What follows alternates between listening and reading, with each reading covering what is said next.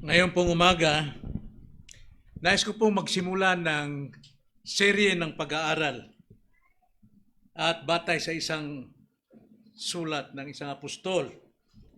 Pinamagatan ko po ang series na ito, mga dapat mong malaman o mga dapat nating malaman. Sapagkat ang aklat na ito ay nagtuturo kung paano sila proteksyonan sa mga aral na nagahari sa kanilang kapanahunan. Lesson ng series na ito ay pinamagatan kong dapat mong malaman na si Jesus ang salita ng buhay. Na si Jesus ang salita ng buhay. Basahin natin mga kapatid ang 1 John chapter 1 hanggang 4. Dito po tayo magsisiris and Lord willing, matapos natin ito na marami tayong matututunan na dapat nating malaman sa aklat na ito. Ang sabi po rito ng may akda, yaong buhat sa pasimula na aming narinig, nakita ng aming mga mata, aming napagmasdan at nahipo ng aming mga kamay, tungkol sa salita ng buhay, ang buhay na ito ay nahayag. Aming nakita, aming pinatutuhanan, at sa inyo'y aming ibinabalita ang buhay na walang hanggan na kasama ng Ama at sa amin ay ipinahayag. Ipinahahayag namin sa inyo yaong aming nakita, narinig, upang kayo na naman ay magkaroon ng pakikisama sa amin. At tunay na ang ating pakikisama ay sa Ama at sa Kanyang anak na si Jesucristo. Isinusulat namin ang mga bagay na ito upang ang aming kagalakan ay malubos. Tayo po'y manalangin. Panginoon, muli kami po'y nagpapasalamat na patuloy niyo kaming sinasamahan ng inyong Espiritu upang bigyan ng liwanag ang aming mga kaisipan sa pag-unawa ng inyong banal na salita. Patuloy kayong mangusap, patuloy niyo kaming palakasin, patuloy niyo kaming turuan, patuloy niyo kaming patibayin sa aming pananampalataya upang kami ay makapamuhay na kayo po ang nabibigyan ng lugod. Kayo po ang naluluwalhati dahil nakikilala namin kayo sa pamamagitan ng iyong salita. Maraming salamat po, Diyos. Samahan niyo kami sa aming pong pag-aaral ng iyong salita ngayong umaga. Na kailangan naming malaman na si Jesus ang salita ng buhay. Napakalaga po ang aklat na ito na dapat nating pag-aralan, bagamat marami na pong mga sermon na ating napakinggan, natanggap, buhat po rito sa sulat ni John the Beloved. Alam naman natin si John the Beloved ang pinsan ni Jesus Christ na laging nasa kanyang dibdib, laging humihilata rito sa dibdib ng ating Panginoon kapag mayroon siyang kailangan at mayroon siyang kailangan itanong.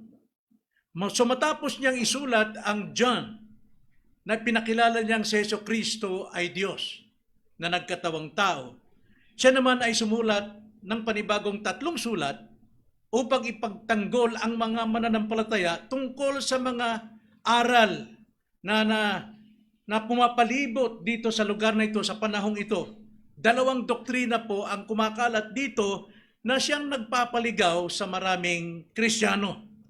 Ngunit, alam natin, maging sa ating panahon ngayon, marami sa mga Kristiyano ang hindi lubos nakakakilala sa ating Panginoong Hesus. Hindi nila kilala ang ating Panginoong Hesus. Basta ang alam nila, narinig ko yan, alam ko na yan, kilala ko na ang Panginoon. Pero dapat nating unawain na ang sabi mismo ni John sa kanyang sulat, sa John 17 verse 3, ganito ang pagkakasabi, "This is eternal life, that they may know you, the God the Father, the only true God, and Jesus Christ whom you sent." So sa ating pag-aaral tungkol kay Jesus na sinugo ng Ama sa ikakapagpatawad, sa ikakaligtas ng mga kasalanan, at makilala ang Ama, ito'y buhay na walang hanggan. Napakalaga po talaga ang mag-aral at pag-aralan ng aklat na ito. Ito ang dapat nating malaman. Kaya itong series po ng ating pamagat ng series, ito mga dapat nating malaman. Now dito po sa aklat na ito, sinalungat dito ni John ang mga aral, lalo na sa mga maling turo, na ang Panginoong Hesus ay hindi nagkatawang tao. Hindi siya nagkatawang tao. Ang mga ataking ito ay ginawa laban sa persona at pagka-Diyos ng ating Panginoon Kristo. Buong panahon nilang pinagsisikapang tanggihan ang aral, ang turo ng mga apostol at binabaluktot nila o sinisira nila ang katotohanan tungkol sa pagkakatawang tao ng ating Panginoon. Hindi sila naniniwala. Kanya nga, ito po ay pinaglaban ni John para sa atin, para tayo protektahan sa maling aral na ito, sapagkat konektado ito sa buhay natin sa araw-araw. Ano man ang ating pinaniwalaan, konektado ito sa ating pagkilos, konektado ito sa ating pangangatwiran, sa ating mga gawa, sa ating trabaho. Kaya napakalaga na kailangan nating malaman ang dapat nating malaman sa aklat na ito ni John. So ang pangunahing tema na ating pong pag-aaralan ngayon, si Jesus ang buhay at ang bukal ng walang hanggang kagalakan. So dapat nating malaman na si Jesus ang buhay na salita. Sapagkat sinasalungat dito ni John ang doktrinang dalawa tulad ng Gnosticism at saka asceticism. Now, Gnosticism mula po sa salitang knowing, Gnosticism. Ito po sila tumatanggi na si Kristo po ay nagkatawang tao. Sapagkat ang Gnosticism, inaangkin nila, nataglay nila ang pangkaraniwan, di pangkaraniwang karunungan mula sa mga anghel o saan man, sa katalinuhan. Sa sobrang katalinuhan, hindi sila naniniwala na si Jesus ay nagkatawang tao sapagkat sa kanilang paniniwala, sa kanilang doktrina, lahat ng bagay ay masama. All matters are evil. So therefore, if Christ is holy and spirito, hindi siya pwedeng makiisa sa katawan sapagkat matter is evil. Ngayon, sa doktrina ng Gnosticism na ito, naniniwala sila, dualism ang paniniwala nila na ang ating pong katawan ay walang kaugnayan sa ating pong espiritu. So, pwede mong gawin ang lahat ng kasalanan, lahat ng kasamaan para sa katawan mo sapagkat hindi yan apektado sa iyong espiritu. Kaya mapapansin natin sa ating panahon ngayon, there are believers, maraming believers and even groups, mga religion, na sila po ay umiinom, kumakain, at ano pa mang ginagawa nila dahil walang kaugnayan sa espiritu. Kaya yun po ang nangyayari dito. Pwede silang magkasala at maraming naapektuhan mga Kristiyano na gumagawa sa kanilang paniniwala. Total pwede na akong uminom, pwede akong manigarilyo dahil wala namang kaugnayan sa aking kaligtasan yan. Espiritu. At ikalawa, mayroon pang isang doktrina na dito, kung tawagin naman, is asceticism. Ang ibig po naman ng asceticism ay kailangan magmongha ka, pahirapan mo sarili mo, sapagkat kailang bugbugin makasalanan ito, mayroon pa tang remaining, so kailang pahirapan mo yan, dahil apektado yan sa iyong espiritu. So, pareho pong sumisira sa kaisipan ng mga Kristiyano sa ating panahon. At marami pong kumakalat yan sa atin ngayon. Mayroon pang naniniwala, may turo pa nga, na hindi lang iisang Diyos, 5. Yan po'y aral ng daan. So, napakalaga na ituro sa atin ng banal na kasulatan sapagkat ang banal na kasulatan lamang ang siyang makapagtuturo sa atin, makapagtutuwid sa atin at makapaggagabay sa ating buhay tungo sa kanyang kalooban sa kabanalan. So, dito po sa providensya ng Panginoon, nakita natin na inilalantad itong mga aral na ito. Yung mga taong hindi naniniwala na si Kristo po ay nagkatawang taong, sabi ni John sa sulat niya, sila'y antikristo. Sila'y mga antikristo. Kaya sa providensya ng Panginoon, upang sa ating panahon, higit pang maipakita ang ating pananampalataya sa Kanya, alamin natin paano ipinakilala ni Juan si Jesucristo sa paunang kaalaman natin dito. So, umpisa natin mga kapatid. Dito, pinatunayan ni Juan na si Jesus ang salita ng buhay. Dapat dito muna magsimula na si Jesus ang salita ng buhay. Ngayon, siya ay nagkatawang tao. Pero hindi ito mapaniwalaan ng mga Gnosticism. Tingnan nyo ang sabi sa verse 1. Yamang buhat sa pasimula na aming narinig, nakita ng aming mga mata, aming napagmasdan at nahipo ng aming mga kamay tungkol sa salita ng buhay. Yung salita ng buhay, ang sabi po ni John, buhat sa pasimula, kanilang narinig, kanilang nakita ng kanilang mga mata, kanilang napagmasdan, kanilang nahipo ng kanilang mga kamay. So si Jesus po ay nagkatawang tao, nakita, namasdan, narinig nila, nagtuturo si Jesus Christ. So makikita natin ang identity ni Christ dito, siya yung salita ng buhay.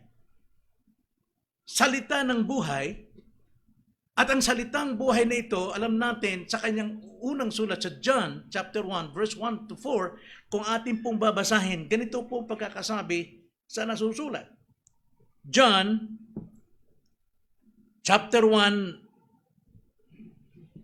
verse 1, sa simula ay ang salita, at ang salita ay kasama ng Diyos, at ang salita ay Diyos.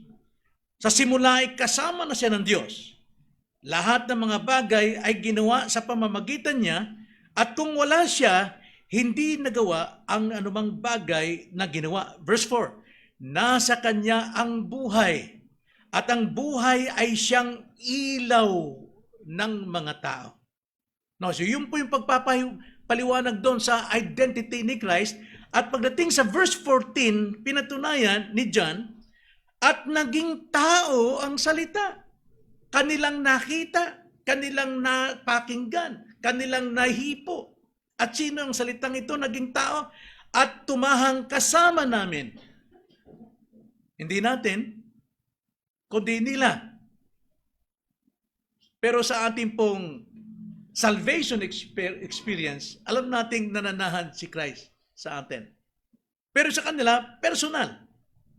At nakita namin ang kanyang kaluwalhatian. Kaluwalhatian gaya ng sa tanging anak ng Ama, puspos ng biyaya at katotohanan. So Jesus Christ, ang sabi po ni John dito, He is the eternal God. In the beginning was the Word, and the Word was with God, and the Word was God. At ang sabi sa verse 4, Jesus Christ is the eternal life. Siya yung buhay. Lahat ng buhay natin nagmula sa Kanya. At ang buhay natin sa mundo itong ay may kamatayan. Pero ang sino mang tumanggap sa Kanya, mananatili ang buhay na yun magpakailanman. He is the eternal life.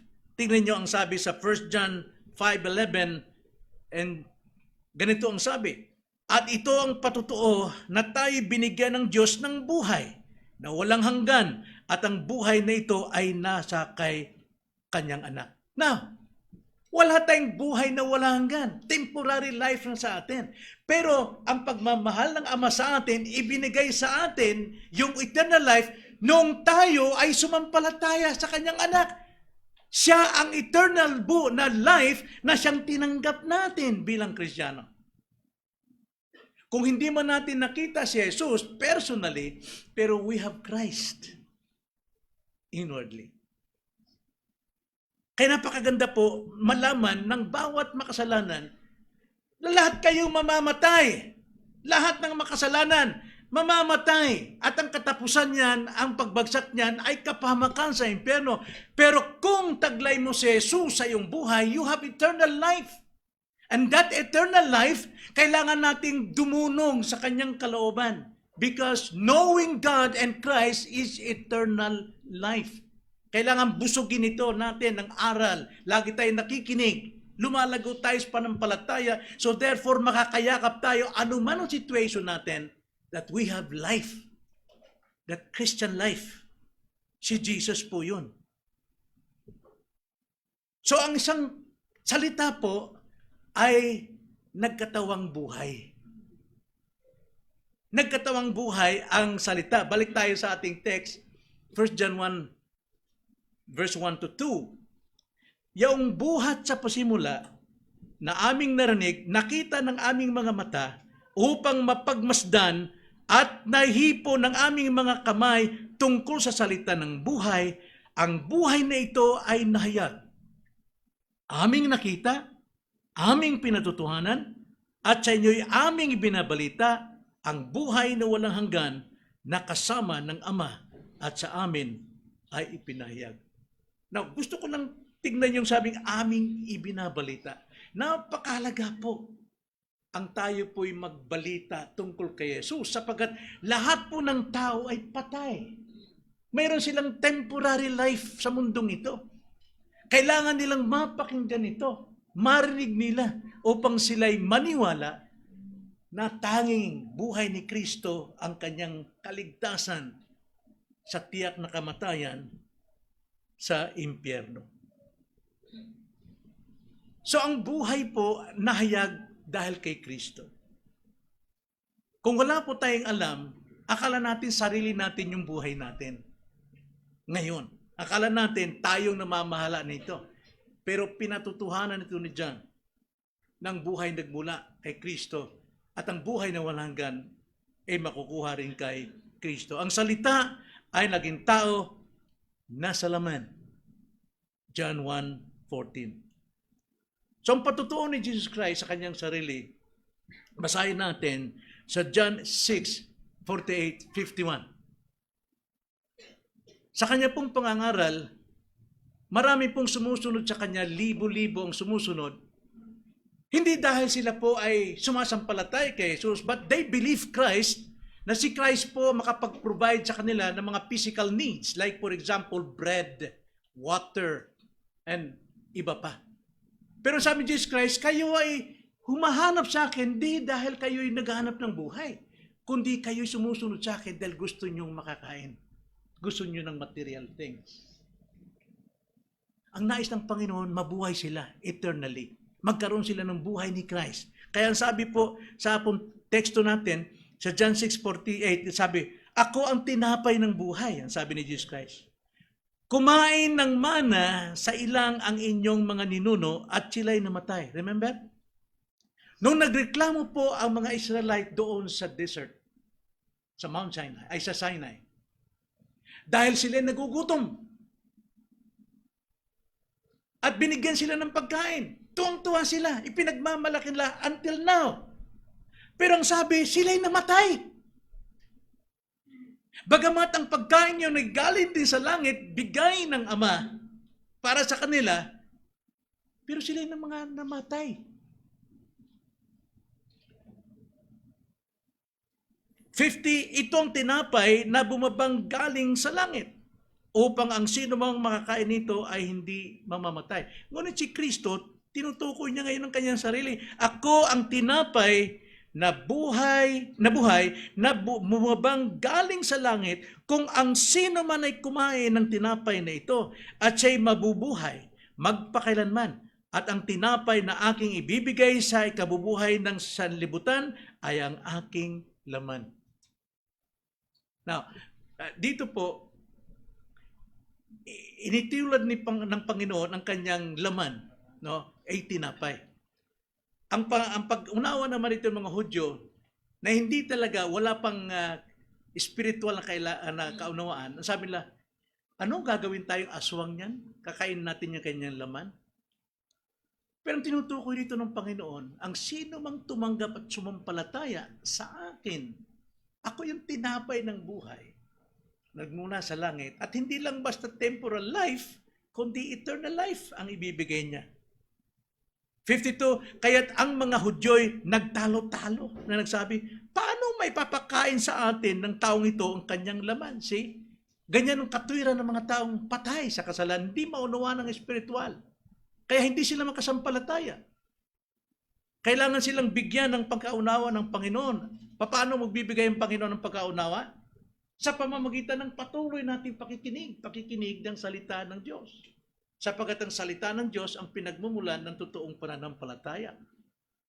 53, sinabi nga sa kanila ni Jesus, katotohanan sinasabi ko sa inyo, malibang inyong kainin ang laman ng anak ng tao at inumin ang kanyang dugo, wala kayong buhay sa inyong sarili.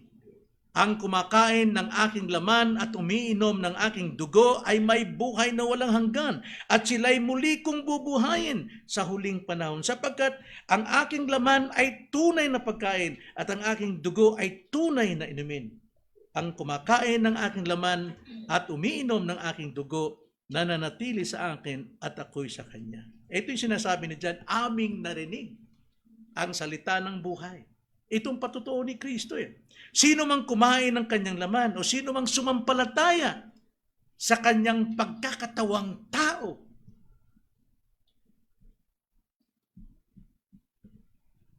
ay mabubuhay magpakailanman. So marami po ngayon ang umaangking Kristiyano kasi naniniwala sila si Christ sa kanyang kapanganakan ng December. That's it. Tulad sila ng mga taong mayroong deklarasyon na sila may-ari ng lupa pero wala silang testamento. Wala silang kasulatang pinangawakan. Hindi sapat yung magdeklara tayo as a Christian na hindi mo alam ang totoong kaligtasan. So dito pinapakita ni Juan, pinatunayan niya na si Jesus ang salita ng buhay.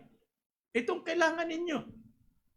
At ito ang dapat nyo malaman sa mga Kristiyanong nabibiktima ng Gnosticism, asceticism. Si Kristo ang salita ng buhay.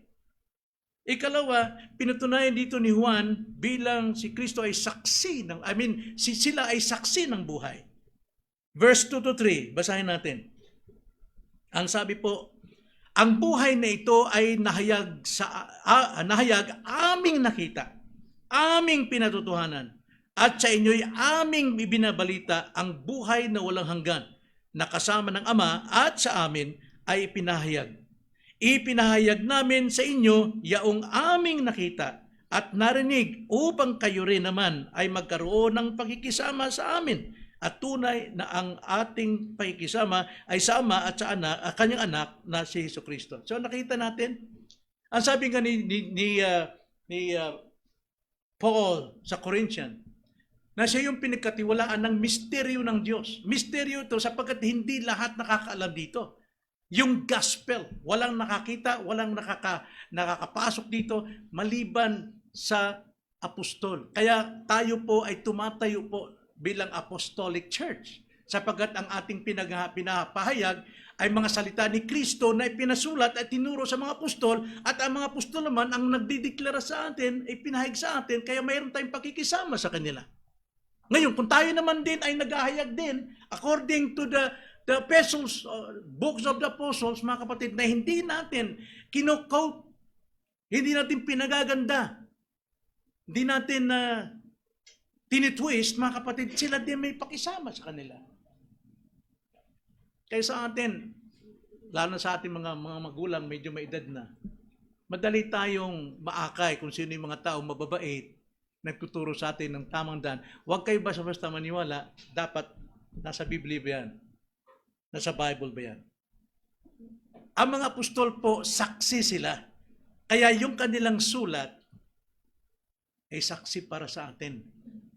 Hindi tayo pwede magturo labas sa mga turo ng mga apostol. Sila'y mga saksi sa ilang dahilan. Maaari tatlong dahilan. Una-una, sila po'y personal na nakaranas ng buhay. Alam natin, ang mga apostol na yan, iba-iba rin ang kanilang buhay. Iba-iba ang kanilang mga gawa. Makasalanan din sila. Sila'y mga patay din, tulad natin, nung hindi pa tayo Kristiyano. Pero sila'y nakaranas mismo ng buhay. Personal nila itong natanggap. Personal nila itong narinig. Personal mismo ang Panginoon nagpapatunay sa kanila na sila'y mga alagad niya. Ginamit sila. Naranasan nila ang new birth. Tulad ng atin. Unless a man be born again, he cannot see the kingdom of God. Unless a man be born again with water and spirit, he cannot enter the kingdom of God. Naranasan din natin yan. Yun ang sinulat ng mga apostol para sa atin. Mayroon tayong pakikisa sa kanila. Tayo po ay tulad nila, partakers of the divine nature. Taglay din nila ang kalikasan ng Diyos. Ang sabi nga ni Peter, 2 Peter chapter 1 verse 4, gayon niya ipinagkaloob sa atin ang kanyang mahalaga at mga dakilang pangako upang sa pamamagitan ng mga ito ay makatakas kayo sa kabulukang nasa sanlibutan dahil sa masamang pagnanasa at maging kabahagi kayo sa likas ng Diyos. Kabahagi sa divine nature of God. 2 Corinthians 5:17, kabisado natin ito. Kaya't kung ang sino mang na kay Kristo, siya isang bagong nilalang. Siya'y bagong nilalang, ang mga lumang bagay ay lumipas na. Tignan, sabihin, namamasdan, araw-araw. Tignan ninyo, ang lahat ay naging bago. Yung tignan dyan, mga kapatid, tignan nyo araw-araw. Lahat ay nagbabago. Kung paano nga mga apostol may pagbabago sa kanilang buhay, dapat kaisa rin tayo sa kanila, tayo man ay may pagbabago rin araw-araw. Hindi tayo nanatili kung sino tayo noon hanggang ngayon, ikaw pa rin. Hindi natin pwedeng sabihin, unawain niyo ko, ito na yung buhay ko ganito na ugali ko. No. Tandaan natin ang providence of God. God is sovereign but we are responsible. Makukonvert natin ang ating sarili sapagkat tayo po'y kinonverta ng Panginoon. Siya yung magbibigay sa atin ng lakas, dunong at paraan para baguhin ang ating sarili. Kailangan yon sa atin. So ito yung mga saksi ng buhay. Sila yung mga nakaranas sa buhay, sila yung mga saksi sa buhay, at tayo rin naman. Tayo rin dapat ay maging saksi rin sa iba. Taglay natin ang buhay ng ating Panginoon sa ating sarili. At sila yung mga katunayan na nagtataglay ng buhay. Sabi nga ni John sa verse 2 sa ating text, ang buhay na ito nahayag aming nakita, aming pinatutuhanan, at siya nyo'y aming ibinabalita. Ang buhay na ito. So nakita natin, hindi ito basta salita lang ako'y Kristiyano, ako'y naniniwala. Tapos kung sasamba ka isang taon, paano sabing kilala ang Panginoon? Kung kilala natin ang Panginoon, lalo mo pang makikilala sapagkat lalo pang umuunlad ang eternal life sa iyo. This is eternal life that you may know the only true one God and the Lord Jesus Christ whom you sent. Kailangan lumalago po tayo dyan. Nagiging priority natin ang spiritual na pangungugali. Hindi makalaman. Paano ako magtatrabaho ba? Magtrabaho ka, pero mamuhay ka ayon sa pagiging Kristiyano. Hindi pa tayo makakataka sa mundo, but we are not of the world. Nandito pa tayo sa mundo, pero hindi tayo taga-mundo. Tayo po ay pamilya ng Diyos. Ang sabi sa verse 3, sa ating text, ipinapahayag namin sa inyo yaong aming nakita at narinig upang kayo rin naman ay magkaroon ng pakikisama sa amin. At tunay na ang ating pakikisama ay sa Diyos Ama at sa kanyang anak na si Hesus Kristo. At susog pang reference text diyan, mga kapatid, 1 John chapter 3. Mabante tayo, verse 14 to 15. Ang sabi ni John, nalalaman nating tayo'y dumaan na mula sa kamatayan patungo sa buhay sapagkat iniibig natin ang isa't isa. Ang hindi umiibig ay nananatili sa kamatayan. Ang sino mang napupuot sa kanyang kapatid ay isang mamamatay tao. At nalalaman ninyo, ang buhay na walang hanggan ay hindi nananatili sa sino mang mamamatay tao. Now, hindi ito tumutukoy sa physical na pagpatay. Pero kung tayo gumagawa ng mali-maling paninira sa ating kapwa, you are a murderer. Mamamatay tao ka sapagkat sinisira mo buhay ng mga kapatid. Katulad kanina, ahas. Ginagamit ni Satanas. At ito sinasabi ni John, kung kayo ay may kabahagi sa amin, may kabahagi rin tayo sa Ama. Sana. At anong patunay? Iniibig natin ang isa't isa. Iniibig natin ang isang isa. So nakita natin, una, pinatunayan ni Juan na si Jesus Christ ang salita ng buhay. Ikalawa, pinatunayan ni Juan na sila'y saksi ng buhay na si Jesucristo. At ikatlo, pinatunayan ni Juan na si Jesus ang wonderful life, ang kamangha-manghang buhay. Verse 4 sa ating text, sinusulat namin ang mga bagay na ito upang ang aming kagalakan ay malubos. Saan nagmumula ang kagalakan na yun, mga kapatid? Sa kaalaman ng buhay na kay Kristo. Yan po ang totoong sinabi ni John. Isinulat namin ang mga bagay na ito upang ang aming kagalakan ay malubos. Ano yung sinulat ni John? Nakita namin, namasdan namin, narinig namin, nahipo namin, ipinapahayag namin sa inyo. Isinulat namin yan upang malubos ang aming kagalakan. So nais ni John na tayo din ay magkaroon ng kagalakan tulad ng kanila. Yung tayo po'y magkaroon ng tunay na pagkakilala sa ating Panginoon, Hesus Kristo. Kailangan nating kilalanin siya. John 15 verse 11, ang sabi, ang mga bagay na ito ay sinabi ko sa inyo upang ang aking kagalakan ay mapasa inyo at ang inyong kagalakan ay malubos. So ganun din ang Panginoon. Sinulat niya ang lahat ng kasulatan upang malubos ang ating kagalakan. Saan? Sa Kanya. Habang nakikilala natin si Jesus, sa katotohanan, na-fulfill yung itinakda ng Panginoon sa Romans 8:29 to become like the image of His Son. At habang tayo po'y natutulad sa larawan ni Kristo, umaapaw po ang ating kagalakan. Sapagkat kay Kristo, kaalaman kay Kristo ay source ng kagalakan. Siya ang kapuspusan ng kagalakan. Si Kristo lamang. Siyang kapunuan ng kagalakan. Kagalakan ng ating kaligtasan, kagalakan mula sa ating pagkaalam sa kasulatan, kagalakan ng Espiritu na nasa atin, bunga niya sa Espiritu, at kagalakan natin sa pag-akay sa iba. Dapat mayroon tayong kagalakan. 1 Timothy Thessalonians chapter 2 verse 20, sapagkat kayo ang aming kaluwalhatian at kagalakan. Ito ang sabi ni Paul sa mga naakay niya kay Kristo, mga taga-Thessalonica.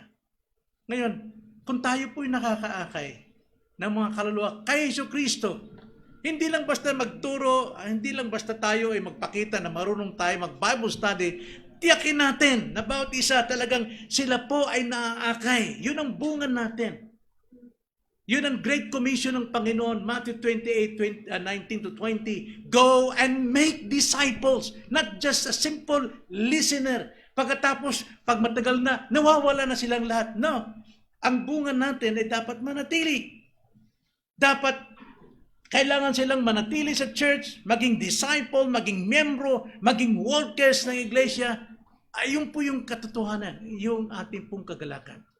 Marami na akong karanasan dyan. Nung tayo Pentecostal pa, umabot tayo 600, 500. Maraming nag-aakay every Sunday, maraming nag-aakay kasi may free t-shirt. Pero nasaan sila? Hindi mo po ngayon. Hindi sapat yung mag-share ka lang tungkol kay Jesus Christ, pero hindi nila naintindihan, hindi nila pinahawakan. Dapat talagang sa Bible study, ang layunin mo, sila ay pumunta sa church upang makinig sila, maunawaan nila, at sila ay maging alagad at maging miyembro ng isang lokal na iglesia. Yun ang layunin. Kaya, brothers and sisters, kung mayroon tayong bisita, huwag nyo silang pabayaan na papasok dyan atin, uwi. Kailangan kausapin, mag-share tayo kung gaano kaganda yung mapabilang sa isang katawan. Kailangan sila himukin natin hanggat maaari. Maaari lang makiawa tayo na sana dumalo kayo muli. Yun ang ating layunin. Hindi yung ngayong Sunday, marami tayong bisita, tuwang-tuwa tayo, tapos sunod, wala na naman. Kailangan natin kausapin ng mga bisita natin. Anong purpose natin? Anong layunin? To make disciples. To make disciples. Sapagkat yan ang ating commission. Ephesians chapter 4 verse 11. Kaya mayroong apostol, may propeta, may evangelist, may pastor, teachers to equip the church. Para equip tayo na maging tayo man ay maging evangelist din, maging pastors din. Not necessarily yung office ng pastor at evangelist, but ginagawa ng pastor na mag-Bible study, mag-share, mag-akay, mag-encourage. Yun ang ating tungkulin. Dahil kung ito po ang ating ginagawa, nakipag-share tayo sa kagalakan ng mga apostles na ito. At ang ating kagalakan kasama ng ating Diyos Ama at si Jesu Kristo. Kaya mga kapatid, ang kaligtasan po ay pagkakaroon ng buhay ni Jesus. Hindi lang basta mapaanib ka sa isang iglesia. Kaya mayroon tayong tawag nito yung pag-aaral, membership class. Bagamat nababasa ko ang inyong testimony namin, ang inyong testimony na kayo po ay Kristiyano, pero kailangan matyak natin. Matyak natin. So kailangan dumaan tayo sa pagtitiis. Diyan natin masusubok kung may pagtitiis ka ba sa iyong hangarin na mapabilang sa pamilya ni Kristo. At mayroong pag-uunawa sa ating pag-aaral. The same with sa mga nadidisiplin, sa restoration, kailangan may pagtitiis. Dapat tanggapin niya na siya under restoration. Nandito siya Sunday school hanggang sa hapon. Dapat nandyan. Tuloy-tuloy yun dapat. Para makita natin kung talagang na-restore ang kanyang pag-ibig kay Kristo. So hindi lang to basta magkaroon tayo ng kaalaman kay Kristo, kundi magkaroon ng buhay ni Kristo. At ikalawa, magkaroon tayo ng pakikisama sa Diyos. Sapagkat ang pakikisama sa Diyos ay ang pagkakaroon ng isang lupon na mga iniligtas ng Diyos. Tayo yung templo ng Diyos na siya nananahan sa atin. We have fellowship with God and Jesus Christ. Napakalaga po ito, mga kapatid. Kahit konti lang tayo, pero alam natin sure ang ating kalagayan. Na tayo po'y nasa tamang lugar, nasa tamang pananampalataya, nasa tamang iglesia. Na hindi ko sinasabing tayo lang tama. Lahat po yan, marami pong tama sa isang doktrina. So ituloy ko yung patutuo ko doon sa nag-GI sa amin. Tinanong ko siya. Sabi niya, yang katapat ninyo, brothers kami. Sabi ko, hindi ako pwede maghusga sa inyo na mali yan. Pero tandaan mo, ito na, pakinggan mo maigi. Pakita ni Mama, talagang nalaking mata niya. Tandaan mo, there is only one faith, one Lord, one love, and one God. Hanapin mo. Hindi ko sinasabing sa amin, hanapin mo yon. Sapagkat lahat yang relihiyon, umaangking tama lahat yan, pero bakit nagbabangayan? So, hangad ng Panginoon, kung basahin mo lamang Ephesians chapter 4, there is only one faith, one Lord, one love, and one God. Yun ang dapat natin gawin, mga kapatid. Hindi mo malalaman ang totoong joy na nagbubula kay Kristo kung hindi niya ito ibibigay sa iyo. Ang sabi ni Jesus Christ, my joy. My joy. Sa Kanya yan. At ibibigay niya sa Kanyang bibigyan. At sino ang bibigyan? Yung mga sumasampalataya sa Kanya, nagpapatuloy sa Kanya, lumalago sa Kanya, nakikilala siya. Buhay na walang tayo manalangin. Panginoon, salamat po sa umagang ito, sa unang leksyon ng aming pong pag-aaral sa aklat ng 1 John, mga dapat naming malaman. At ngayon, nalaman namin na si Jesus ang buhay. Siya ang salita ng buhay. Pagpalain po ninyo sa puso ng bawat isang nakapakinig, na nawa ito po'y lumago, tumubo sa kanila. In Jesus' name.